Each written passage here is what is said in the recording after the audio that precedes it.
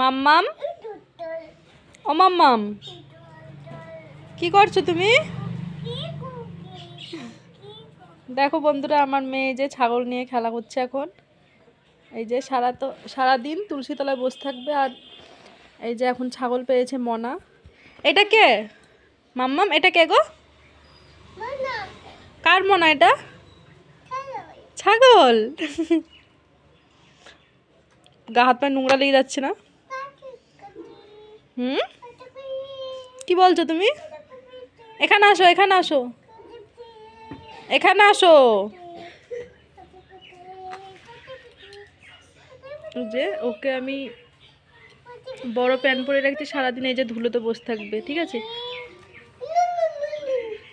কে ওটা? কে মনা? মনা ছাগল। এখানে আসো, এখানে আসো, এখানে আসো।